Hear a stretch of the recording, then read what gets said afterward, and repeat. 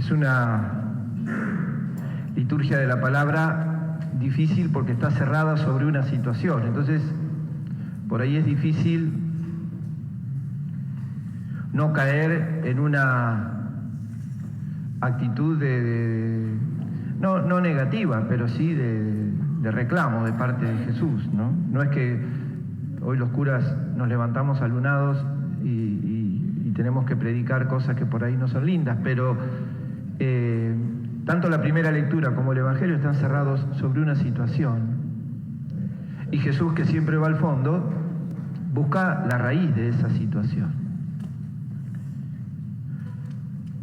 La situación es la siguiente: el pueblo de Israel, sobre todo sus autoridades religiosas, se sentían, y era cierto, el pueblo elegido. Cuando a vos te eligen tenés dos posibilidades, de parte de Dios, digo, ¿no? Uno, admirarse, asombrarse, agradecer con alegría el haber sido elegido y conservar la humildad de responder a ese llamado con una vida digna de quien te llamó. La otra es lo que le pasó al pueblo de Israel. Primero se creyeron los mejores y por eso Dios los elegía. Después pasaron a ser los únicos y terminaron siendo los dueños. Esta es la situación, ¿no?, la que le reclama Jesús a aquellos con los que está hablando, los sumos sacerdotes, los ancianos del pueblo. Después aparecen los fariseos. Esto es lo que se llamaba, cuando leemos los textos de la Pasión, seguramente lo recordamos, esto es lo que se llamaba el Sanedrín.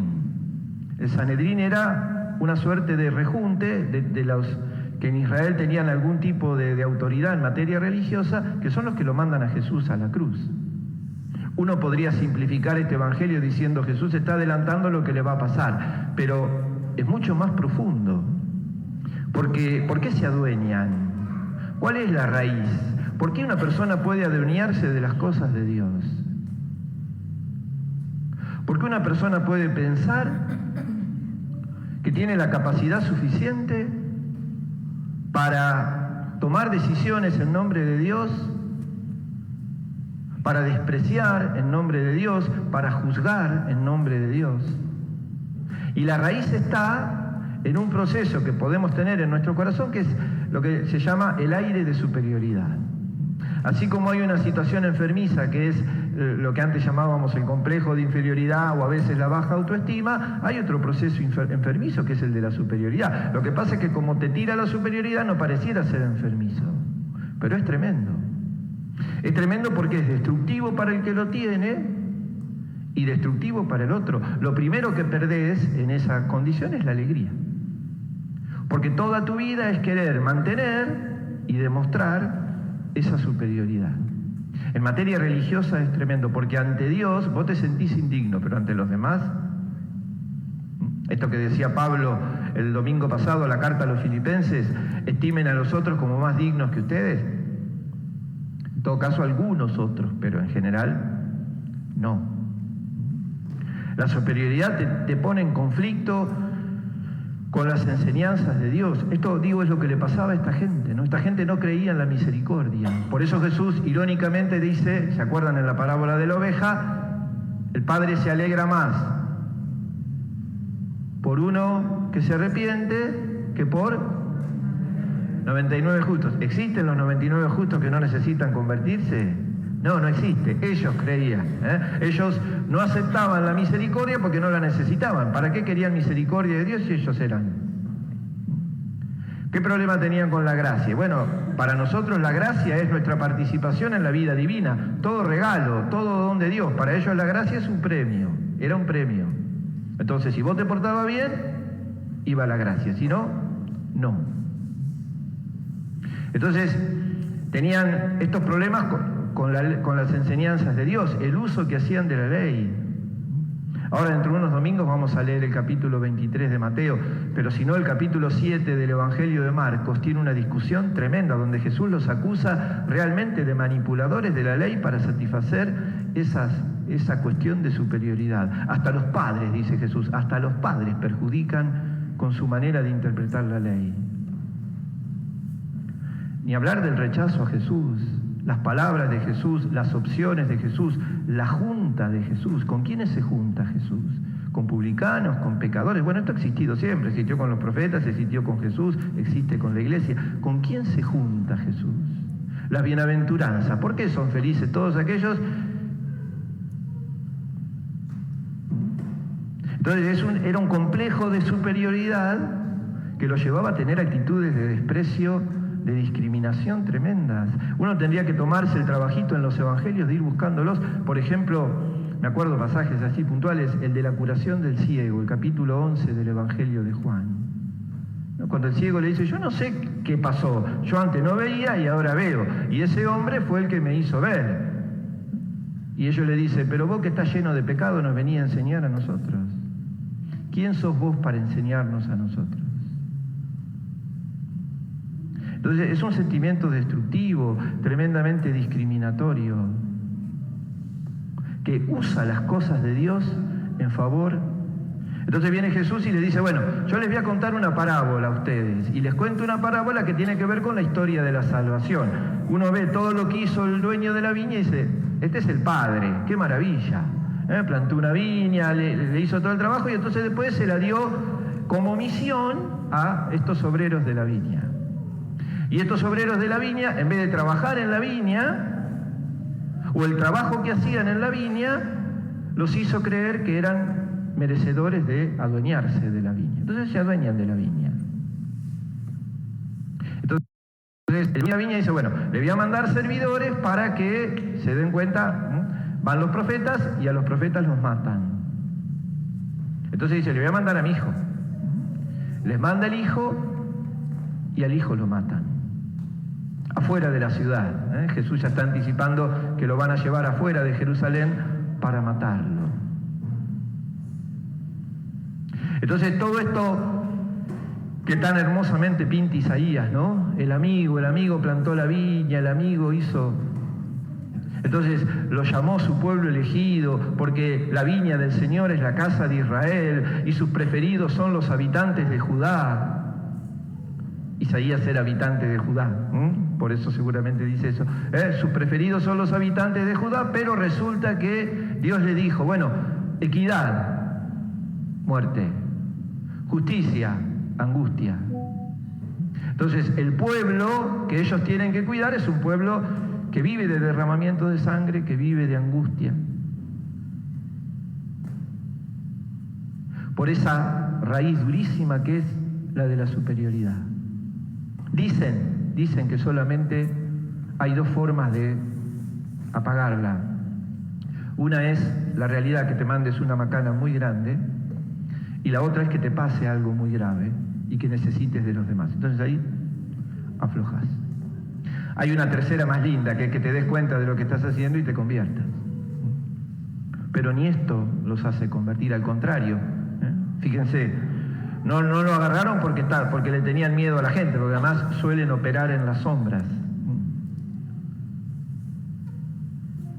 Entonces después, ¿qué van a hacer? Le dan plata a Judas, anda Judas, vení, tráelo, y logran su cometido. ¿Cómo salimos de esto? O sea, yo digo esto es el reclamo de Jesús y el reproche de Jesús en el Evangelio. Después uno ve en qué cosas se puede identificar o no, porque la raíz de la superioridad es gravísima. A veces la podemos tener un ratito, a veces la podemos tener un tiempito y después nos liberamos. Ahora, el problema es cuando uno la tiene sistemáticamente, porque a veces ni se da cuenta. Hace unos años me tocó, para mí siempre digo gracias a Dios, charlar con una persona que se había dado cuenta de esto y me contaba todo lo que sentía. Tremenda la sensación, porque es una sensación que supone un montón de cosas, pero que en realidad es un vacío muy grande. Esto les reclama Jesús. Ustedes no son los dueños. Y que ustedes están rechazando, esta piedra que ustedes están rechazando es la piedra angular. Ustedes están sacando de encima al Salvador. Quieren la salvación, creen que la van a ganar porque se portan bien, y en realidad lo que están haciendo es matar al Salvador. Son confusiones. Siempre que nos creamos superiores a los demás, nos estamos equivocando. Bueno, ¿cómo salimos de esto? Venimos medio para abajo, ¿no? Y la salida en la liturgia de la palabra de hoy está en preguntarle a uno que fue de este grupo, que fue fariseo, ¿cómo hizo para salir de esto? Entonces le pregunto a San Pablo, ¿cómo salió San Pablo? San Pablo era de estos. San Pablo perseguía y mataba en nombre de estos o a favor de estos. ¿Cómo hizo? ¿Qué le pasó a Pablo? A Pablo, que el domingo pasado justamente nos decía en la carta a los filipenses, Jesús, que era Dios, se hizo uno de nosotros. O sea, él que era lo más, se hizo uno de nosotros, como para decir, bueno, a partir de ahí todo ejemplo, todo testimonio de humildad es igual a Jesús, todo testimonio de superioridad va contra Jesús. Y hoy les dice Pablo a los filipenses, busquen la paz. No cualquier paz, no la que se firma por decretos. Busquen la paz de Dios. La paz de Dios supera todo lo que podemos pensar. La paz de Dios es el sentimiento más grande que uno puede tener. Es uno de los dones mesiánicos, ¿no? La paz, la alegría, la misericordia, dice Isaías. Entonces, cuando vos encontrás la paz de Dios, todo se transforma en la vida.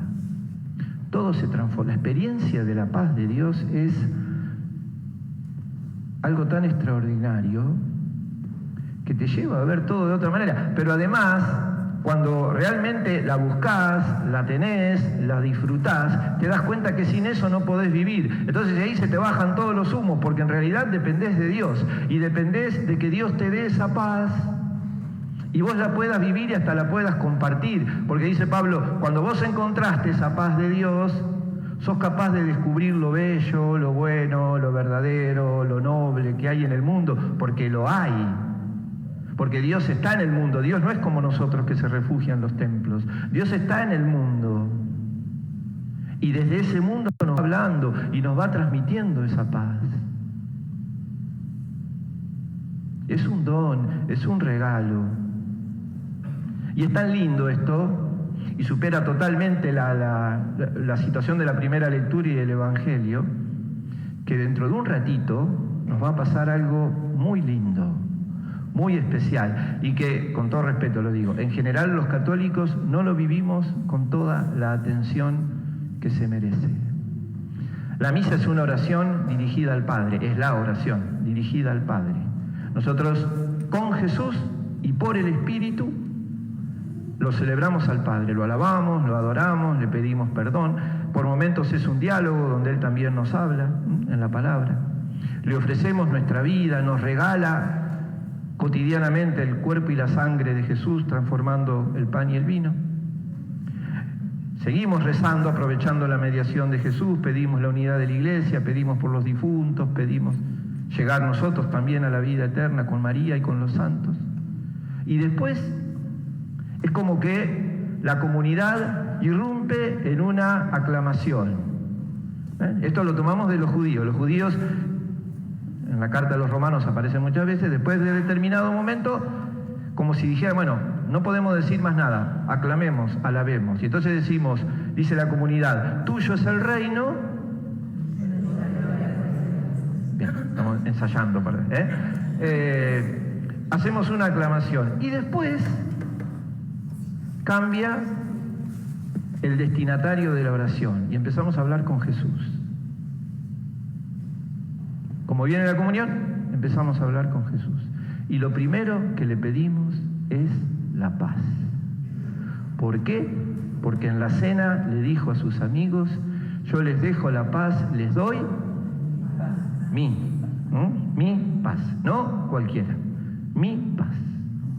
Es la paz del esfuerzo, es la paz del sacrificio, es la paz de la entrega, es la paz de la alegría, es la paz del perdón. No es una paz cualquiera, es una paz que te hace fuerte para cualquier situación de la vida que te toque vivir. Esa paz se derrama sobre la comunidad. Y la comunidad la comparte, ¿no? Como si trajéramos un pedazo así de chocolate, bueno, es para todos. Bueno, entonces nos vamos dando, entre todos nos vamos compartiendo ese don mesiánico de la paz. Es hermoso, es un momento hermosísimo. Yo se los cuento como experiencia personal. Gracias a Dios, yo celebro misa 2 veces o 3 por día, los domingos 4. Es un regalo. Y gracias a Dios siempre tengo grupos distintos con los cuales compartir esa paz. Ahora lo tengo a Marito, a Tomás. Mañana en el seminario tendré otros, y en la Providencia, y así. Y uno va compartiendo con distinta gente. Y recibo y doy. ¿Qué? El regalo de la paz. ¿Sabés cómo lo necesito el lunes y el martes y el miércoles y en mi casa y en el trabajo y en la calle? No se angustien por nada, dice Pablo. Y después de eso, le decimos a Jesús como le dijo Juan, Cordero de Dios. Cordero de Dios. No, está bien, después lo Tené piedad, tené misericordia y danos la paz. Por eso a veces hacemos todo así, apurados, y el Cordero de Dios parece la música de fondo del saludo de la paz. Y entonces a veces o no das la paz o no rezás el Cordero de Dios. Son 2 momentos muy hermosos, son 2 momentos muy fuertes, donde lo que le estamos pidiendo a Dios es esa paz que es fruto de la Pascua de Jesús. Después el sacerdote levanta a Cristo y nosotros le decimos, mirá, yo no soy digno, pero vos decís una palabra y te recibo. Por eso digo, ¿cómo vencemos todas estas cosas? ¿Quién nos sana de esas enfermedades del corazón? ¿Quién nos sana de esas tentaciones, o de no sentirnos nada o de sentirnos todo, de sentirnos inferiores a todos o superiores a todos? ¿Quién nos sana de esas cosas? La paz de Dios. La paz de Dios. Él toma bajo su cuidado nuestras vidas, libera nuestras angustias. Por eso aprovechemos todo esto que nos regala. La liturgia es maestra, pero además es eficaz. Cuando yo digo en la liturgia la paz, esa paz viene. ¿Por qué? Dios está con nosotros, porque no nos abandona nunca, y porque aunque los obreros de la viña seamos a veces malos, Él sigue confiando en la viña, Él sigue confiando en los obreros, sigue eligiendo obreros para su viña y les regala, como el regalo más hermoso, su paz. Rezamos el credo. Creo